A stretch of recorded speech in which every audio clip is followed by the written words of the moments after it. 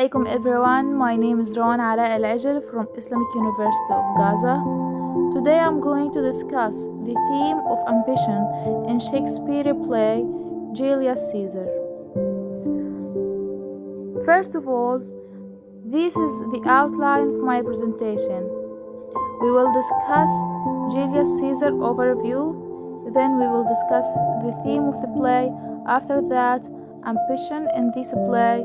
At the end, I will explain most important quotation about ambition. Julius Caesar overview. It's set in Rome in 44 BCE. Later scenes are set on various battlefields around Italy. Rome was the central of the world at that time and controlled a great empire around the Mediterranean.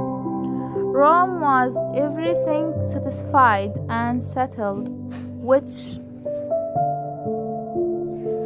makes the murder of one of its great generals right inside the capital by other senators shocking. Rome at that time had a tradition of democracy, which makes an attempt to overthrow and create a kingdom a significant historical event.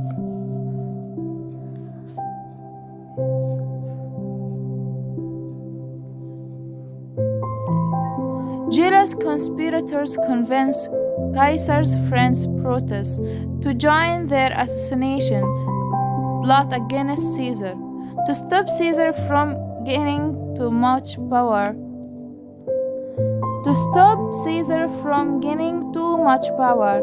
Brutus and the conspirators killed him on the Ides of March. Mark Antony drives the conspirator out of Rome and fights them in a battle. Brutus and his friend Cassius lose and kill themselves, leaving Antony to rule in Rome. Now we will discuss the theme in this play. The main theme in this play is power and the abuse of it. This is shown in three main ways. First, Caesar's ambition and hunger for power, striving to make himself emperor. The second point is Cassius' yearning to overthrow Caesar and make himself even more powerful than the man he regards as inferior to himself. The third point, Mark Antonius and Octavius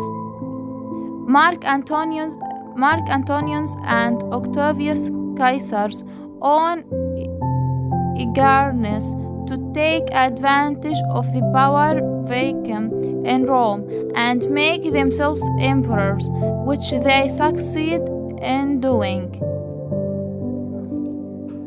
And now I will explain the meaning ambition on Shakespeare time. The meaning of the word has evolved into something a bit different from its earlier meaning. In Shakespeare time and in his plays, ambition is not a positive drive. The result of ambitious behavior is a downfall through some counter force as a reaction to it. That often takes the form of revenge, different kinds of revenge, sometimes by a person, sometimes by fate, and sometimes by nature. It seems that Shakespeare thought of ambition as a doomed effort to rise above the ordinary and establish oneself above it. In that effort, a man or a woman will offend individuals, society, or nature, and will therefore have to be brought down if equilibrium is to be restored. That is essential, although in Shakespeare, as is always the case in his plays, it's never quite as simple as that. Now, I will explain some quotations about ambitions. The first quotations said by Brutus. After the assassination, Brutus goes out to the people to explain that the popular general's ambition had to be controlled. He quite prizes Caesar's qualities, but that one thing his ambition couldn't be thwarted. The second quotation was by Antony. This speech begins a doubt ambition in the play, one of Shakespeare's most famous speeches. Mark Antony's, when he said, "Friends, Romans, countrymen, lend me your ears." His speech follows, in which Antony